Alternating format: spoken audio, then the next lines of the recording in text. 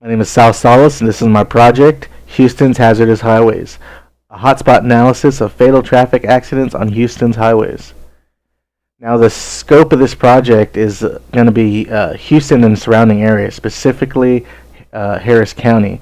Now, the reason for Houston, it's always been one of the largest metropolitan areas in the United States, and it's continuously expanding. Now, the road network is always having to catch up, and it is because of that that the Houston traffic has been notorious for being unforgiving, hazardous, and deadly. One of the main reasons for this study. So the National Highway Traffic Safety Administration, some quick statistics, there were 5.6 million reported crashes in 2012, and 33,500 of those resulted in fatalities. Now that's roughly 92 fatalities per day. Now while the fatal crashes are obviously not the most prevalent, they are the most consequential when looking at it from a public safety standpoint. So it's imperative that we concentrate on finding the underlying factors in Houston's fatal traffic accidents so that road managers can allocate resources to create preventative action plans. Because if they don't, the NHTSA predicts a 65% increase in highway fatalities over the next 2 decades. Now, all fatal traffic accidents have contributing factors, such as traffic flow, congested traffic, poor road conditions, inclement weather, faulty traffic controls, failure to control speed, and even poor road network design. And when you combine multiple numbers of these contributing factors together in one single area, you're going to get a high probability for fatal accidents. So our study, we need to ask ourselves, do spatial patterns exist in traffic? And our experiences tell us that they do. Our way to work and our way home, there's always congestions in the same spot, same intersection, same time. It's because of those contributing factors in humans' behavior, such as texting and speeding while driving. The temporal reasons, is it what time of day, is it weekend, the weekday? So how do we perform this point pattern analysis? So we need to determine what's practical versus impractical.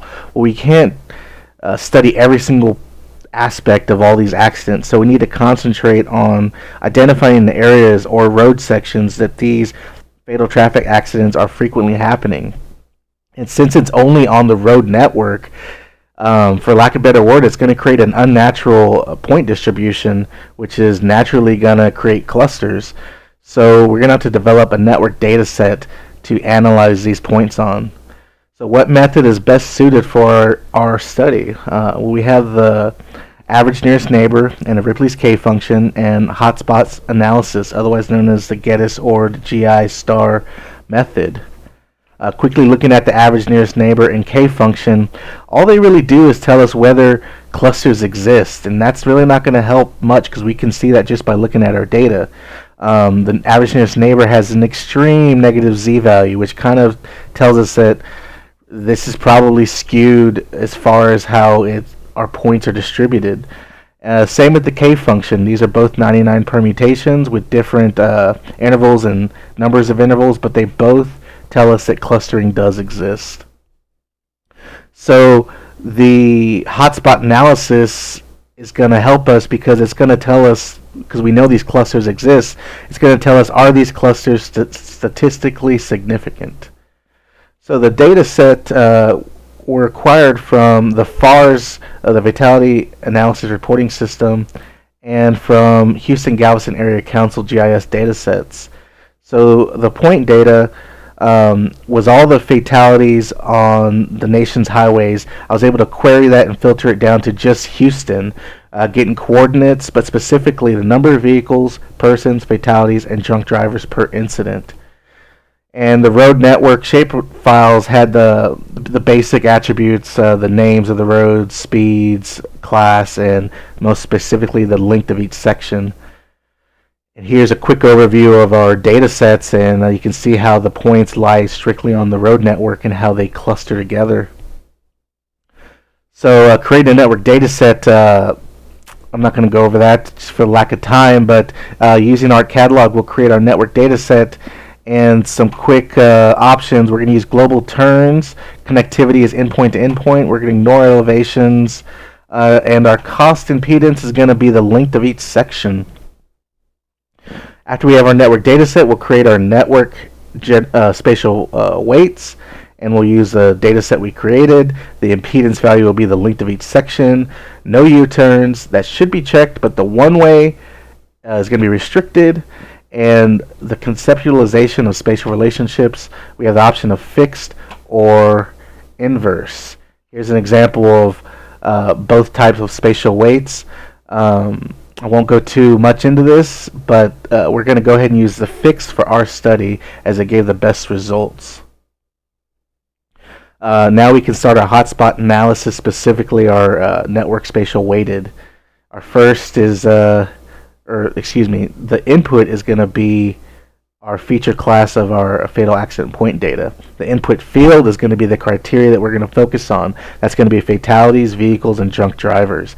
And of course, we're going to use our spatial weight file that we just created. So our first analysis is of the fatalities per accident. And you can see it's mostly cold clusters or cold spots, which is just significant clusters with low fatality values. But there is one statistical outlier here, which was actually a high number of fatalities for one accident, showing up as a hotspot. But for the most part, not too much telling here, because the data set's kind of uniform with mostly 1 to 2 fatalities per accident. Now, when we compare the vehicles per accident to the fatalities per accident, we start to see some similarities in the hot and the warm spots. This could mean a direct correlation that the high number of vehicles is going to equal to a high number of fatalities. At the same time, there are some contradictions in the hot and cold spots. We look at that contradiction with a high fatalities for one incident only had one vehicle, so that could have been like a heavily occupied SUV or bus, and vice versa. These low fatality accidents with high vehicles could just be multi-car pileups due to heavy congestion or poor roadways. So looking at the drunk driver to the other two, there's similarities, but they're not as prevalent as the other two. Same with the hot and cold spots. But what I do want to emphasize is there are a lot of hot spots in and around the downtown area, with the exception of this outer loop. That could be a direct correlation to the number of nightclubs and bars that are concentrated in that area.